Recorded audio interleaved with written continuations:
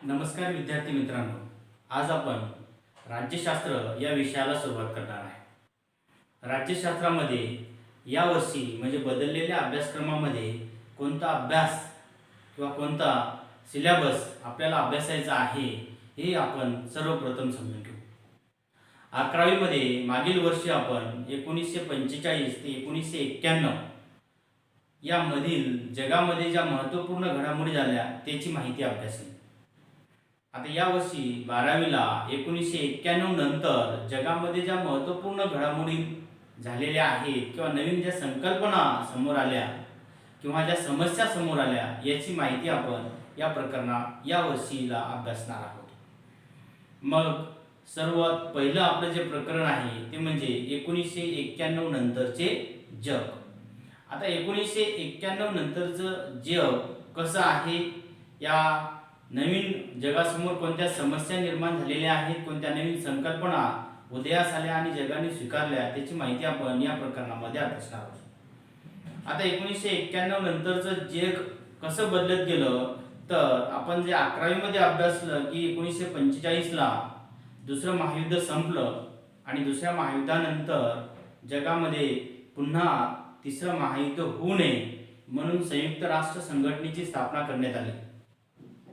परंतु तरी सुद्धा जगामध्ये प्रत्यक्षपणे तिसरं महायुद्ध लढल्या गेलं नाही, तरी सुद्धा शीतयुद्ध हे संपूर्ण जगानं अनुभवलेलं आहे। या शीतयुद्धामध्ये सोव्हिएत युनियन, रशिया आणि अमेरिका ही दोन महत्त्वपूर्ण सत्तेची केंद्र निर्माण झाली होती। परंतु 1989 मध्ये बर्लिनची भिंत पडली आणि सोव्हिएत युनियनचं विघटन व्हायला सुरुवात झाली आणि या दोन ध्रुवांचा म्हणजे द्विध्रुवीयतेचं रूपांतरण नंतर एकध्रुवीयमध्ये झालं। एकध्रुवीय म्हणजे सत्तेचं एकच केंद्र ते म्हणजे अमेरिका आणि द्विध्रुवीय म्हणजे सत्तेचे दोन केंद्र, एक अमेरिका आणि दुसरं सोव्हिएत युनियन। 1991 नंतर सोव्हिएत युनियनचं विघटन झालं आणि त्यानंतर मग जगामध्ये एकध्रुवीयता निर्माण झाली, म्हणजे एकच सत्ता केंद्र निर्माण झालं ते म्हणजे अमेरिका। आता या सत्ता केंद्रासोबतच म्हणजे सत्तेचे जे केंद्र आहे ते बदलत गेलेली आहेत। दुसऱ्या महायुद्धाच्या आधी युरोप हे सत्तेचे केंद्र होतं, दुसऱ्या महायुद्धानंतर अमेरिका आणि सोव्हिएत युनियन म्हणजे रशिया हे दोन सत्तेची केंद्र झाली आणि 1991 नंतर सत्तेचे एकच केंद्र आहे ते म्हणजे अमेरिका। आणि आता सत्तेचे अनेक केंद्र म्हणजे त्याला आपण बहुध्रुवीयता सुद्धा म्हटलेलं आहे। ही बहुध्रुवीयता म्हणजे अनेक देश आता महासत्तेकडे वाटचाल करत आहे, त्याची सुद्धा माहिती आपण या प्रकरणामध्ये घेणार आहोत। मग आता 1991 नंतर काय बदल झाले, कोणते बदल झाले याची माहिती आपल्याला या मुद्द्यांच्या आधारे अभ्यासता येईल। ते मुद्दे कोणते आहेत बघू। त्यामध्ये पहिला आहे शीतयुद्धाचा शेवट आणि नव्या राष्ट्रांचा उदय। शीतयुद्धाचा शेवट झाला तसं मी तुम्हाला सांगितलं की 1989ला बर्लिन या ठिकाणी जी भिंत बांधली होती, आता ही भिंत का बांधली होती याचा इतिहास किंवा मग याची माहिती आपण 11वी मध्येच घेतलेली आहे की दुसऱ्या महायुद्धानंतर जर्मनी हा देश वाटून घेण्यात आला। त्यामध्ये जे बर्लिन हे जर्मनीचं शहर होतं राजधानीचं, हे शहर सुद्धा रशिया आणि युरोपियन राष्ट्रांनी वाटून घेतलं आणि त्यामध्ये मग ज्या भागावर म्हणजेच पूर्व जर्मनी जी होती, पूर्व बर्लिन जे होतं त्याच्यावर रशियाचं वर्चस्व होतं आणि पश्चिमवर युरोपियन राष्ट्रांचं वर्चस्व होतं। आणि हा विचारसरणीचा वाद होता, कारण रशिया हा साम्यवादी विचारांचा आणि युरोपियन राष्ट्र ही भांडवलशाही लोकशाहीवादी विचारांची। त्यामुळे त्या बर्लिन शहरावर सुद्धा दोन विचारांचा प्रभाव होता, कारण दोन भागामध्ये विभागले गेलं होतं। मग अनेक बर्लिन मधले लोक जे रशियन विचारसरणीच्या अधिपत्याखाली असणारा जो भाग होता त्या भागातले लोक या भांडवलशाही विचारसरणीच्या भागाकडे स्थलांतरित होऊ लागले आणि हे होऊ नये किंवा हे लोक बर्लिन सोडून जाऊ नये म्हणून रशियाने भिंत उभारली होती। ही भिंत विचारांचं प्रतीक, दोन विचारांचं प्रतीक म्हणून जगामध्ये ओळखली जात होती आणि ही भिंत जेव्हा पडली तेव्हा साम्यवादी विचार हे कुठेतरी कमकुवत आहेत अशी भावना लोकांच्या मनामध्ये निर्माण झाली आणि यामधूनच मग त्या ठिकाणी एक नवीन विचार निर्माण झाले, नवीन विचार समोर आले। रशियाच्या साम्यवादी विचारांना कुठेतरी पायबंद घातला गेला आणि नंतर मग त्या प्रदेशांमध्ये म्हणजे पूर्व युरोपमध्ये आणि रशियाच्या पश्चिम भागाला, युरोपच्या पूर्व भागाला आणि रशियाच्या पश्चिम भागाला नवीन स्वायत्तता, नवीन आर्थिक स्वायत्तता, नवीन राजकीय स्वायत्तता आणि नंतर मग स्वतंत्र राज्याच्या मागण्या समोर येऊ लागल्या आणि यामधूनच मग नवीन राष्ट्रांचा उदय व्हायला सुरुवात झाली. तर याचा सुद्धा अभ्यास आपल्याला या प्रकरणामध्ये करायचा आहे. एकध्रुवीयतेचा उदय. दुसरा मुद्दा आहे एकध्रुवीयता. जसं मी तुम्हाला आताच सांगितलं की एकध्रुवीयता म्हणजे काय, द्विध्रुवीयता म्हणजे काय आणि बहुध्रुवीयता म्हणजे काय, या तीन बाबी आपण समजून घेऊ. एकध्रुव म्हणजे एक केंद्र, सत्तेचं एकच केंद्र. द्विध्रुवीयता म्हणजे सत्तेची दोन केंद्र आणि बहुध्रुवीयता म्हणजे सत्तेची अनेक केंद्र आहेत. आता जगामध्ये सत्तेचे केंद्र ही बदलत गेलेली आहेत. आधी युरोप होते. 1945 म्हणजे दुसऱ्या महायुद्धाच्या आधी सत्तेचं केंद्र युरोपामध्ये होतं, कारण युरोपियन देशांचंच वर्चस्व संपूर्ण जगावर निर्माण झालेलं होतं किंवा त्यांच्या इच्छेनुसार जगामध्ये बदल होत असतात, त्यांच्या धोरणानुसार जगामध्ये बदल होत असतात. परंतु दुसऱ्या महायुद्धानंतर सत्तेचे केंद्र बदल आणि ते म्हणजे अमेरिका झालं. त्यानंतरच्या काळामध्ये म्हणजे 5-10 वर्षांमध्येच सत्तेचे एक दुसरं केंद्र तयार झालं, ते म्हणजे सोव्हिएत युनियन, रशिया. म्हणजे सत्तेचे दोन ध्रुव म्हणजे दोन केंद्र तयार झाली, त्याला द्विध्रुवीयता म्हटलेलं आहे. आणि नंतर मग सोव्हिएत युनियनचं जे विघटन झालं, या विघटनानंतर मग जगामध्ये एकच प्रबळ सत्ता निर्माण झाली, ती म्हणजे अमेरिका. त्याला एकध्रुवीयता म्हटलेलं आहे. मग अमेरिका आज सुद्धा आपण पाहतोय की अमेरिका जगामध्ये सत्तेचे एक महाकेंद्र आहे किंवा सत्तेचं एक प्रमुख केंद्र आहे आणि त्यामुळे आपण एकध्रुवीयतेचा उदय असं म्हटलेलं आहे. आता तिसरा महत्त्वाचा मुद्दा आपण अभ्यासणार आहोत या प्रकरणामध्ये, मानवी हक्क आणि मानवतावादी हस्तक्षेप. मानवी हक्क पहा. दुसऱ्या महायुद्धानंतर एक महत्त्वाच्या काही संकल्पना उदयास आल्या की फक्त एका देशाने दुसऱ्या देशावरती किंवा दुसऱ्या प्रदेशावरती आपली वसाहत निर्माण करून साम्राज्य निर्माण करणं म्हणजे सर्वश्रेष्ठत्व नाही, तर प्रत्येक मानव किंवा प्रत्येक मनुष्य त्याला वेगळे नैसर्गिक हक्क बहाल केलेले आहेत, निसर्गाने ते बहाल केलेले आहेत आणि त्या हक्कांचं उल्लंघन कोणत्याही इतर व्यक्तीकडून होता कामा नये, इतर राज्याकडून, इतर देशाकडूनही होता कामा नये. हा विचार समोर आला आणि यामधूनच मग मानवी हक्काची चळवळ उदयाला आली आणि या मानवी हक्क आणि मानवतावादी दृष्टिकोन जो आहे तो दृष्टिकोन 1945 नंतर आणि 1991 नंतर सुद्धा मोठ्या प्रमाणात त्याचा उदय झालेला आपल्याला दिसेल. त्यानंतर आहे दहशतवाद. दहशतवाद 1991 नंतर आणि त्याच्या आधीही ही समस्या होती, परंतु 1991 नंतर ही एक खूप मोठी जागतिक समस्या बनलेली. दहशतवादामुळे अनेक देश हे आपली आर्थिक प्रगती करू शकत नाही किंवा अनेक देशांना या दहशतवादाच्या समस्येला तोंड द्यावं लागते. आता ही समस्या जेव्हा अमेरिकेवर 9/11चा जो हल्ला झाला, वर्ल्ड ट्रेड सेंटर जी अमेरिकेचे दोन महत्त्वपूर्ण ज्या इमारती होत्या त्या उडवल्या गेल्या आणि त्यामुळे दहशतवादाचं एक नवं रूप जगाच्या समोर आलं. ही समस्या सुद्धा आपल्याला अभ्यासायची आहे आणि त्या समस्येचं निरसन कसं करता येईल याचा सुद्धा अभ्यास आपल्याला या प्रकरणामध्ये करायचा आहे. त्यानंतर आहे बहुध्रुवीयता आणि प्रादेशिकवाद.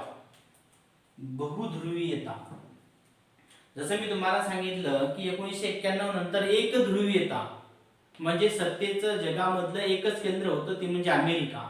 परंतु 1991 नंतर आणि आता 2020 पर्यंत आपण पाहतोय की जगामध्ये अनेक सत्तेची महत्त्वपूर्ण केंद्र निर्माण होत आहे, की जे जगामध्ये अनेक असे देश आहेत की जे आता जगावर प्रभाव पाडण्यासाठी सक्षम बनत आहेत.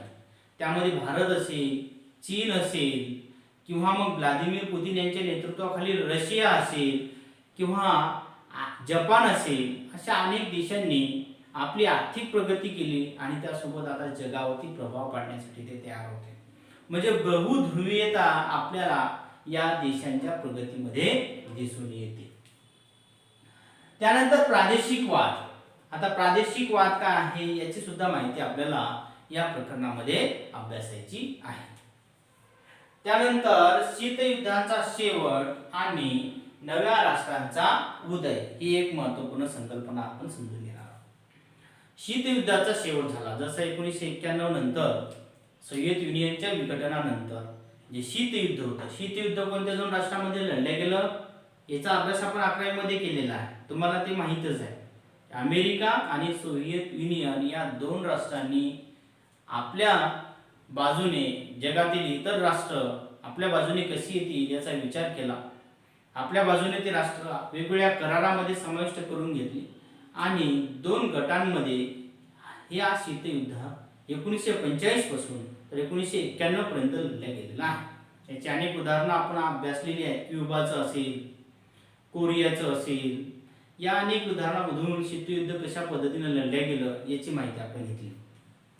परंतु 1991 नंतर जेव्हा सोव्हिएत युनियनचं विघटन झालं तेव्हा या शीतयुद्धांचा शेवट झाला. कारण महत्त्वाचं जे सत्ता स्पर्धक होता तो म्हणजे सोव्हिएत युनियन, त्याच राष्ट्राचं विघटन झालं, त्याच देशाचं विघटन झालं आणि जगामध्ये एकच ध्रुव म्हणजे सत्तेचं एकच केंद्र राहिलं ते म्हणजे अमेरिका. शीतयुद्धाचा शेवट झाला आणि नव्या राष्ट्रांचा उदय झाला. आता नव्या राष्ट्रांचा उदय कसा झाला याची आपण थोडक्यात माहिती घेऊ. तुम्हाला माहिती आहे 1945 नंतर वुड्रो विल्सन यांनी स्वयंनिर्णयाचं तत्व मांडलं होतं. स्वयंनिर्णयाचं तत्व म्हणजे काय की एखाद्या प्रदेशामध्ये जर काही लोक नागरिक राहत असतील आणि त्या प्रदेशावरती दुसऱ्या एखाद्या राष्ट्रांनी आपली वसाहत त्या प्रदेशावर निर्माण केलेली असेल किंवा साम्राज्य निर्माण केलेलं असेल तर त्या प्रदेशामध्ये राहणाऱ्या लोकांना हा अधिकार आहे की त्यांचा स्वतःचा निर्णय आहे की त्यांना आता कोणत्या सत्तेखाली जीवन जगायचं आहे, कोणत्या शासन व्यवस्थेच्या आधिपत्याखाली जीवन जगायचं आहे. त्यांना ज्या राष्ट्राचं वर्चस्व तिथं साम्राज्य आहे त्या साम्राज्या अंतर्गत जीवन जगायचं असेल तर तिथेही ते जीवन जगू शकतात. त्यांच्यापासून स्वतंत्र होऊन वेगळी शासन व्यवस्था त्यांना निर्माण करायची असेल तर ते सुद्धा तो हक्क त्यांना असला पाहिजे. म्हणजे त्याला स्वयंनिर्णयाचं तत्व म्हटलेलं आहे. आणि या स्वयंनिर्णयाच्या तत्वाच्या आधारावर वांशिक राष्ट्रवाद किंवा वंशानुसार आपण सगळे एक आहोत, एकात्मतेची भावना जसं आपण 11वी मध्ये अभ्यासली, वांशिक राष्ट्रवाद किंवा वंशानं आपण सर्व एक आहोत ही भावना अनेक प्रदेशामध्ये राहणाऱ्या लोकांच्या मनामध्ये निर्माण झाली. स्वयंनिर्णयाच्या तत्वामुळे त्यांना स्वतःचा निर्णय घेण्याचा अधिकार मिळाला आणि त्यामुळे अनेक राज्यामध्ये, अनेक देशामध्ये, अनेक प्रदेशामध्ये राहणाऱ्या लोकांनी स्वतःला स्वायत्तता मागण्याचा प्रयत्न केला. अधिक स्वायत्तता, अधिक आर्थिक स्वातंत्र्य मागण्याचा प्रयत्न केला आणि कालांतरानं ही मागणी मग स्वतःचं वेगळं राष्ट्र किंवा वेगळा देश निर्माण करण्यापर्यंत जाऊन पोहोचली आणि यामधून अनेक राष्ट्र किंवा अनेक देश हे विघटन त्या देशाचं होऊन नवीन देशांची निर्मिती झालेली आहे, नवीन राष्ट्रांचा उदय झालेला आहे. यामध्ये मग आपल्याला अनेक उदाहरणे घेता येतील. जसं सोव्हिएत युनियनमध्ये या स्वयंनिर्णयाच्या तत्वानुसार वांशिक राष्ट्रवादाच्या आधारावर जवळजवळ 15 म्हणजे एकाच देशाचे 15 वेगवेगळे राष्ट्र, वेगवेगळे देश निर्माण झाले, म्हणजे त्याचं विघटन झालं. त्यासोबत युरोपमध्येही अनेक राष्ट्रांचं विघटन होऊन नवीन राष्ट्रांची निर्मिती झाली. या सगळ्यांचा अभ्यास आपण या प्रकरणामध्ये करणार आहोत.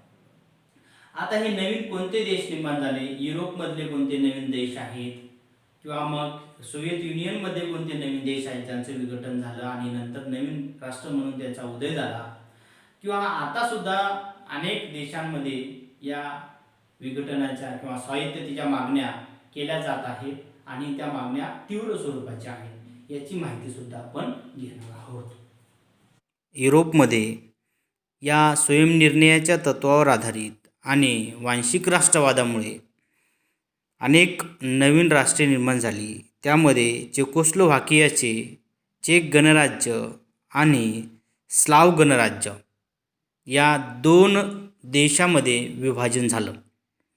दिलेल्या नकाशामध्ये मी जे वर्तुळ बनवलेलं आहे त्यामध्ये जर तुम्ही बघितलं तर तुम्हाला हे लक्षात येईल की चेकोस्लोव्हाकियाचे चेक गणराज्य आणि स्लाव गणराज्य हे 2 देश निर्माण झालेले दिसतील. त्यानंतर दुसरं एक वर्तुळ दिसते जे पेनानं मी बनवलेलं आहे. त्यामध्ये तुम्ही बघा, त्यामध्ये युगोस्लाव्हियाचे विघटन होऊन त्या ठिकाणी क्रोएशिया, स्लोवेनिया, सर्बिया, बोस्निया आणि हर्जेगोविना या देशांची निर्मिती झालेली आहे. उत्तर मेसिडोनिया, मॉन्टेनिग्रो ही राष्ट्रे उदयास आलेली आहेत. कोणत्या देशाचं विघटन होऊन? युगोस्लाव्हियाचे. कोणत्या? युगोस्लाव्हियाचे विघटन होऊन ही छोटी छोटी राष्ट्र देश निर्माण झालेली आपल्याला दिसतील. ही 1991 नंतरची देश आहेत. त्यासोबतच दुसरा एक नकाशा आहे रशियाचा. या रशियाच्या पश्चिम भागामध्ये नवीन छोटे छोटे राष्ट्र म्हणजे देश निर्माण झालेले तुम्हाला दिसतील. ही राष्ट्रसुद्धा सोव्हिएत युनियनचं जेव्हा विघटन झालं तेव्हा या राष्ट्रांची निर्मिती झालेली आहे. या राष्ट्रांच्या निर्मितीमागे निश्चितच स्वायत्तता, स्वातंत्र्य, आर्थिक स्थैर्य यांची ही कारणीभूत आहेत.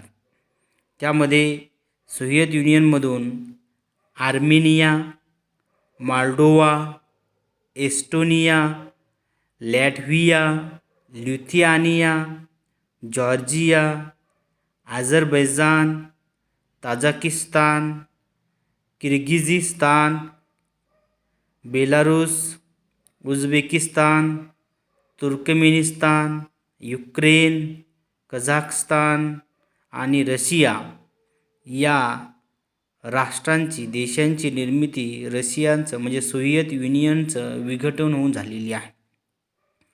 तुलनेने यामध्ये रशिया या देशाचा भूप्रदेश मोठा आहे. त्यामुळे सोव्हिएत युनियनचा जो वारसा आहे तो रशिया चालवत असलेलं बोललं जाते. यासोबतच स्वशासनाच्या हक्कावर आधारलेल्या वांशिक राष्ट्रवादाला अनुसरून नव्या राज्याच्या निर्मितीचा प्रवाह जगाच्या इतर भागामध्ये झालेला आपल्याला दिसतो. त्यामध्ये पूर्व तिमोर हे इंडोनेशियापासून स्वतंत्र झालेलं आहे. एरिट्रिया हे इथिओपियापासून स्वतंत्र झालेलं आहे. दक्षिण सुदान हे सुदानपासून स्वतंत्र झालेलं आहे. आजही जगाच्या वेगवेगळ्या भागामध्ये वांशिक राष्ट्रवादावर आधारित स्वातंत्र्याच्या मागण्या केल्या जात आहेत. त्यामध्ये कॅटलोनिया स्पेनपासून स्वतंत्र हवे आहे त्याला. कोसोवो याला सर्बियापासून स्वतंत्र हवं आहे. अनेक युरोपियन देशांनी कोसोवो याचा स्वतंत्र देशाचा दर्जासुद्धा मान्य केलेला आहे. चेचन्या रशियापासून या प्रदेशाला स्वातंत्र्य हवं आहे.